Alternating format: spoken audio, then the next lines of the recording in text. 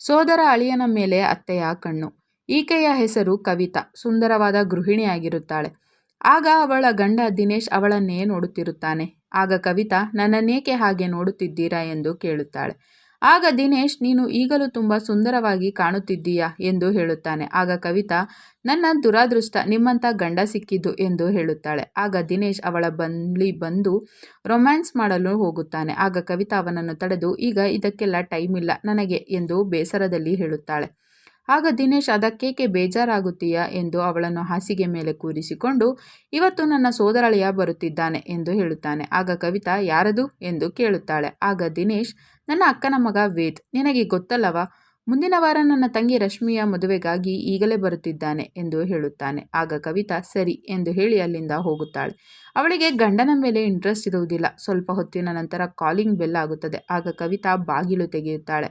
ಆಗ ವೇದ್ ಬಂದಿರುತ್ತಾನೆ. ಆದರೆ ಕವಿತಾಗೆ ಅವನು ವೇದ್ ಎಂದು ಗೊತ್ತಾಗದೆ ಪಾರ್ಸಲ್ ಬಾಯ್ ಎಂದು ತಿಳಿದು, ಬೇಗ ಹಾಲು ಕೊಡು, ನನಗೆ ಕೆಲಸ ಇದೆ ಎಂದು ಹೇಳುತ್ತಾಳೆ. ಆಗ ವೇದ್ ನಗುತ್ತಾ, ನಾನು ಪಾರ್ಸಲ್ ಬಾಯ್ ಅಲ್ಲ ಎಂದು ಹೇಳುತ್ತಾನೆ. ಅವನು ನೋಡಲು ಸ್ಮಾರ್ಟ್ ಆಗಿ ಮತ್ತು ಬಾಡಿ ಫಿಟ್ ಆಗಿ ಇದ್ದುದರಿಂದ ಕವಿತಾಳ ಕಣ್ಣು ಅವನ ಮೇಲೆ ಬೀಳುತ್ತದೆ. ಅಷ್ಟರಲ್ಲಿ ದಿನೇಶ್ ಬಂದು, ವೇದ್ ಯಾವಾಗ ಮನೆಗೆ ಬಂದೆ ಎಂದು ಕೇಳುತ್ತಾನೆ. ಅವನನ್ನು ಹೆಂಡತಿಗೆ ಪರಿಚಯ ಮಾಡಿಸುತ್ತಾನೆ. ಕವಿತಾ ಸ್ಮೈಲ್ ಮಾಡುತ್ತಾ, ಇವನೇನ ನಿಮ್ಮ ಸೋದರಳಿಯ ಎಂದು ಅವನನ್ನು ಕೆಟ್ಟ ದೃಷ್ಟಿಯಿಂದ ನೋಡುತ್ತಾಳೆ. ಆಗ ಕವಿತಾ, ಈ ಹುಡುಗ ನೋಡಲು ಒಳ್ಳೆ ಫಿಟ್ ಆಗಿದ್ದಾನೆ, ನನ್ನ ದಾಹವನ್ನು ತೀರಿಸುತ್ತಾನೆ ಎಂದು ತನ್ನ ಮನಸ್ಸಿನಲ್ಲಿ ಅಂದುಕೊಳ್ಳುತ್ತಾಳೆ. ನಂತರ ದಿನೇಶ್ ತನ್ನ ತಂಗಿ ರಶ್ಮಿಯನ್ನು ಕರೆಯುತ್ತಾನೆ. ಆಗ ರಶ್ಮಿ ಬಂದು ವೇದ್ನ ಹಗ್ ಮಾಡಿ ವೆಲ್ಕಮ್ ಮಾಡಿಕೊಳ್ಳುತ್ತಾನೆ. ಕವಿತಾಗೆ ಅದನ್ನು ನೋಡಿ ಅಸೂಯೆ ಆಗುತ್ತದೆ. ಆಗ ದಿನೇಶ್, ನನಗೆ ಆಫೀಸ್ಗೆ ಲೇಟ್ ಆಗುತ್ತಿದೆ, ನಾನಿನ್ನು ಬರುತ್ತೇನೆ ಎಂದು ಹೇಳಿ ಅಲ್ಲಿಂದ ಹೊರಡುತ್ತಾನೆ. ನಂತರ ರಶ್ಮಿ, ಬಾ ವೇದ್, ನಿನ್ನ ರೂಮ್ ತೋರಿಸುತ್ತೇನೆ ಎಂದು ಕರೆದುಕೊಂಡು ಹೋಗುತ್ತಿರುತ್ತಾಳೆ. ಆಗ ಕವಿತಾ ರಶ್ಮಿಯನ್ನು ಎಳೆದು, ನಿನಗೆ ಅವನ ಬಗ್ಗೆ ಎಲ್ಲ ಗೊತ್ತಾ ಎಂದು ಕೇಳುತ್ತಾಳೆ. ಆಗ ರಶ್ಮಿ, ವೇದ್ ಒಳ್ಳೆ ಹುಡುಗ, ನಮ್ಮಿಬ್ಬರಿಗೆ ಮೊದಲಿಂದಲೂ ಪರಿಚಯವಿತ್ತು ಎಂದು ಹೇಳಿ ಅಲ್ಲಿಂದ ಹೋಗುತ್ತಾಳೆ. ವೇದ್ ರೂಮಿನಲ್ಲಿ ಇರುತ್ತಾನೆ. ಆಗ ರಶ್ಮಿ ಬಂದು ಅವನನ್ನು ತಬ್ಬಿಕೊಳ್ಳುತ್ತಾಳೆ. ಆಗ ವೇದ್, ನಿನಗೋಸ್ಕರ ನಾನು ಇಲ್ಲಿಗೆ ಬಂದಿದ್ದೇನೆ ಎಂದು ಹೇಳುತ್ತಾನೆ. ಇಬ್ಬರು ಪ್ರೀತಿಸುತ್ತಾ ಇರುತ್ತಾರೆ.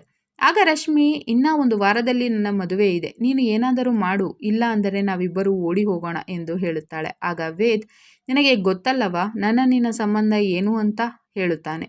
ಆಗ ರಶ್ಮಿ, ನಾನು ಯಾರಿಗೂ ತಲೆ ಕೆಡಿಸಿಕೊಳ್ಳುವುದಿಲ್ಲ, ನನಗೆ ನೀನು ಬೇಕು ಎಂದು ಹೇಳುತ್ತಾಳೆ. ಆಗ ಇಬ್ಬರು ರೊಮ್ಯಾನ್ಸ್ ಶುರು ಮಾಡುತ್ತಾರೆ. ಅಷ್ಟರಲ್ಲಿ ಬಾಗಿಲು ಬಡಿದು ಕವಿತಾ ತಿಂಡಿಗೆ ಕರೆಯುತ್ತಾಳೆ. ಆಗ ರಶ್ಮಿ, ಬರುತ್ತಿದ್ದೇವೆ ಎಂದು ಹೇಳುತ್ತಾಳೆ. ನಂತರ ವೇದ್ಗೆ, ನನ್ನ ಅತ್ತಿಗೆ ಸರಿಯಿಲ್ಲ, ವಯಸ್ಸಿನ ಹುಡುಗರನ್ನು ಕಂಡರೆ ಅವಳಿಗೆ ಆಸೆ ಜಾಸ್ತಿ, ಅವಳಿಂದ ದೂರ ಇರು ಎಂದು ಹೇಳುತ್ತಾಳೆ. ನಂತರ ವೇದ್ ತಿಂಡಿಗೆ ಬರುತ್ತಾನೆ. ಆಗ ಕವಿತಾ ಅವನನ್ನೇ ಆಸೆಯಿಂದಲೇ ನೋಡುತ್ತಾ ತಿಂಡಿ ಬಡಿಸುತ್ತಾ ಇರುತ್ತಾಳೆ. ಬಡಿಸುವಾಗ ತನ್ನ ಕೈ ಮೇಲೆಲ್ಲ ಬೇಕಂತಲೇ ಸಾಂಬಾರ್ ಚೆಲ್ಲಿಕೊಳ್ಳುತ್ತಾಳೆ. ಆಗ ವೇದ್, ನೀವು ಕೈ ತೊಳೆದುಕೊಳ್ಳಿ ಎಂದು ಹೇಳುತ್ತಾನೆ. ಆಗ ಕವಿತಾ ತಿರುಗುತ್ತಾಳೆ. ಅವಳ ಸೆರಗು ಅವನ ಮುಂದೆಯೇ ಜಾರುತ್ತದೆ. ಅವಳನ್ನು ನೋಡಿ ವೇದ್ ದಂಗಾಗುತ್ತಾನೆ. ಆಗ ಕವಿತಾ, ನನ್ನ ಕೈ ಕೊಳೆಯಾಗಿದೆ, ನನ್ನ ಸೆರಗನ್ನು ಸರಿ ಮಾಡಿ ಎಂದು ವೇದ್ಗೆ ಹೇಳುತ್ತಾಳೆ. ಆಗ ವೇದ್ ಅವಳ ಸೆರಗನ್ನು ಸರಿ ಮಾಡುತ್ತಾನೆ. ಆಗ ಕವಿತಾ, ನೀನು ಒಳ್ಳೆ ಹುಡುಗ ಅನಿಸುತ್ತದೆ, ಬೇರೆ ಯಾರಾದರೂ ಆಗಿದ್ದರೆ ಅವರ ಕಣ್ಣು ಎಲ್ಲೆಲ್ಲೋ ಹೋಗುತ್ತಿತ್ತು ಎಂದು ಹೇಳಿ, ನೀನು ತಿಂಡಿ ಮಾಡಿ ನನ್ನ ರೂಮಿಗೆ ಬಾ ಎಂದು ಹೇಳಿ ಅಲ್ಲಿಂದ ಹೋಗುತ್ತಾಳೆ. ನಂತರ ವೇದ್ ತಿಂಡಿ ಮುಗಿಸಿ ಕವಿತಾ ರೂಮ್ಗೆ ಬರುತ್ತಾನೆ. ಕವಿತಾ ರೂಮಿನಲ್ಲಿ ಚೇರ್ ಮೇಲೆ ನಿಂತುಕೊಂಡು ಧೂಳು ಹೊಡೆಯುತ್ತಿರುತ್ತಾಳೆ. ಆಗ ಕವಿತಾ, ಸ್ವಲ್ಪ ನನಗೆ ಸಹಾಯ ಮಾಡು ಎಂದು ವೇದ್ಗೆ ಧೂಳು ಹೊಡೆಯಲು ಹೇಳುತ್ತಾಳೆ. ಆಗ ವೇದ್ ಚೇರ್ ಮೇಲೆ ನಿಂತುಕೊಂಡು ಧೂಳು ಹೊಡೆಯಲು ಶುರು ಮಾಡುತ್ತಾನೆ. ಆಗ ವೇದ್ಗೆ ಕಾಲು ಜಾರಿ ಕವಿತಾ ಮೇಲೆ ಬಿದ್ದು ಇಬ್ಬರು ಹಾಸಿಗೆ ಮೇಲೆ ಬೀಳುತ್ತಾರೆ. ಆಗ ಕವಿತಾ, ನೀನು ನಿಧಾನವಾಗಿ ಮಾಡು, ನನಗೇನು ತೊಂದರೆ ಇಲ್ಲ ಎಂದು ಹೇಳುತ್ತಾಳೆ. ಆಗ ವೇದ್, ಏನು ಹೇಳುತ್ತಿದ್ದೀರಾ ಎಂದು ಕೇಳುತ್ತಾನೆ. ಆಗ ಕವಿತಾ, ಅದೆಲ್ಲ ನಿನಗೆ ಗೊತ್ತಾಗಲ್ವಾ ಕಳ್ಳ ಎಂದು ಅವನ ಜೊತೆ ರೊಮ್ಯಾನ್ಸ್ ಮಾಡಲು ಹೋಗುತ್ತಾಳೆ. ಆಗ ವೇದ್, ಇದೆಲ್ಲ ಬೇಡ ಎಂದು ಎದ್ದು ಹೋಗುತ್ತಾನೆ.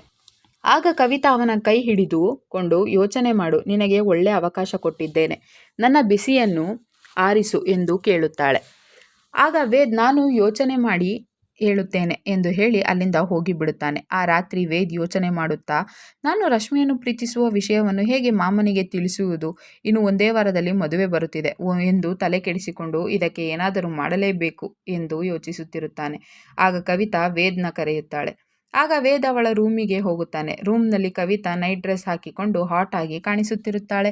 ವೇದ್ ಹಾಸಿಗೆ ಮೇಲೆ ಕೂರುತ್ತಾನೆ. ಆಗ ಕವಿತಾ ಅವನ ಬಳಿ ಬಂದು, ನೀನು ನನ್ನ ರೂಮಿನಲ್ಲೇ ಮಲಗು, ನನಗೆ ಒಬ್ಬಳೇ ಮಲಗಲು ಭಯವಾಗುತ್ತದೆ ಎಂದು ಹೇಳುತ್ತಾಳೆ. ಆಗ ವೇದ್, ಅತ್ತೆ, ನನಗೆ ನಿಮ್ಮಿಂದ ಒಂದು ಸಹಾಯ ಆಗಬೇಕು, ನಾನು ರಶ್ಮಿ ಒಬ್ಬರನ್ನೊಬ್ಬರು ಪ್ರೀತಿಸುತ್ತಿದ್ದೇವೆ, ಈ ವಿಷಯವನ್ನು ಮಾಮನ ಬಳಿ ಹೇಳಿ ನನಗೆ ಮದುವೆಗೆ ಒಪ್ಪಿಸಬೇಕು ಎಂದು ಹೇಳುತ್ತಾನೆ.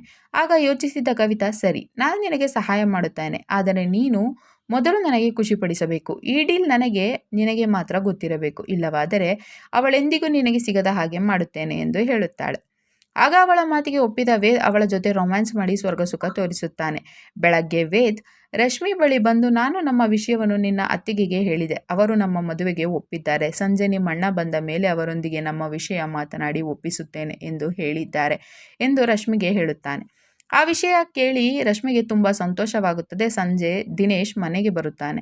ಆಗ ವೇದ್ ಮತ್ತು ರಶ್ಮಿ ಬರುತ್ತಾರೆ. ಆಗ ದಿನೇಶ್, ನಿನ್ನಿಂದ ನನಗೆ ತುಂಬ ಸಹಾಯ ಆಗಿದೆ. ನೀನು ತುಂಬ ಒಳ್ಳೆ ಹುಡುಗ ಎಂದು ವೇದ್ಗೆ ಹೇಳುತ್ತಾನೆ. ಆಗ ವೇದ್ ಮತ್ತು ರಶ್ಮಿ ತುಂಬ ಖುಷಿಯಾಗುತ್ತಾರೆ. ನಂತರ ದಿನೇಶ್, ನಾಳಿದ್ದೆ ಗಂಡಿನ ಮನೆಯವರು ಮುಹೂರ್ತ ಇಟ್ಟಿದ್ದಾರೆ. ಮನೆಯಲ್ಲಿ ತುಂಬ ಕೆಲಸಗಳಿವೆ. ವೇದ್, ನೀನೇ ಓಡಾಡಬೇಕು ಎಂದು ಹೇಳುತ್ತಾನೆ. ಆ ಮಾತು ಕೇಳಿ ವೇದ್ ಮತ್ತು ರಶ್ಮಿಗೆ ಶಾಕ್ ಆಗುತ್ತದೆ. ಆಗ ರಶ್ಮಿ, ಇಷ್ಟು ಬೇಗನಾ ಎಂದು ಕೇಳುತ್ತಾಳೆ.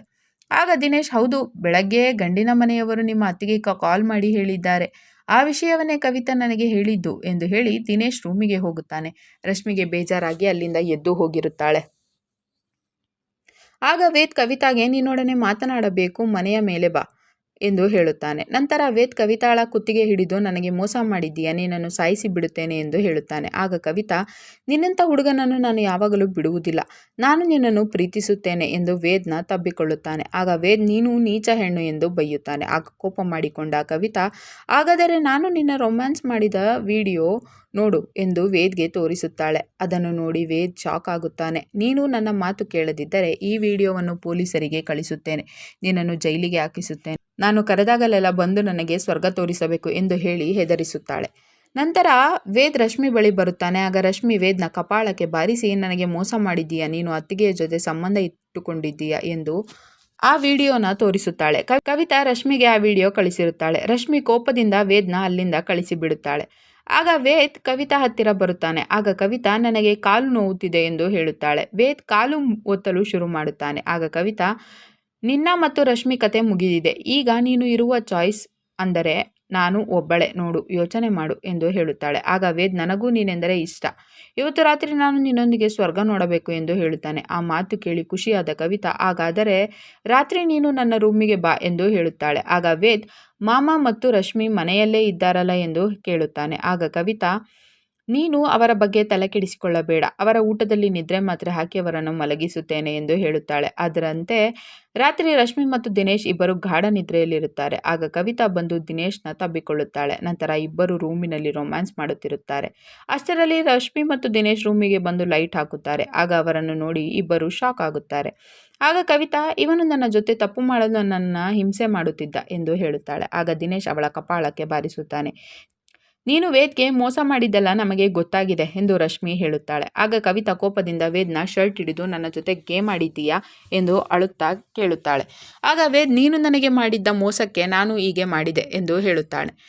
ನಂತರ ದಿನೇಶ್ ಕವಿತಾಳ ಜುಟ್ಟನ್ನು ಹಿಡಿದು, ನಿನ್ನಂಥ ಕಚಡ ಹೆಂಗಸು ನನ್ನ ಮನೆಯಲ್ಲಿ ಇರಬಾರದು ಎಂದು ಅವಳನ್ನು ಮನೆಯಿಂದ ಆಚೆ ಹಾಕುತ್ತಾನೆ. ಆಗ ವೇದ್ ದಿನೇಶ್ ಮತ್ತು ರಶ್ಮಿಗೆ ಕ್ಷಮೆ ಕೇಳಿ ಅಲ್ಲಿಂದ ಹೋಗಿಬಿಡುತ್ತಾನೆ. ರಶ್ಮಿ ಕಣ್ಣೀರು ಹಾಕುತ್ತಾ ನಿಲ್ಲುತ್ತಾಳೆ. ಕತೆ ಇಲ್ಲಿಗೆ ಮುಗಿಯುತ್ತದೆ. ಈ ವಿಡಿಯೋವನ್ನು ಪೂರ್ತಿ ನೋಡಲು ವಿ ಮೋಷನ್ಸ್ ಎಂಬ ಯೂಟ್ಯೂಬ್ ಚಾನಲ್ನಲ್ಲಿ ಮಾಮಿ ಬಾಂಜೆ ಕಾ ಪ್ಯಾರ್ ಎಂದು ಹುಡುಕಿ ನೋಡಬಹುದು.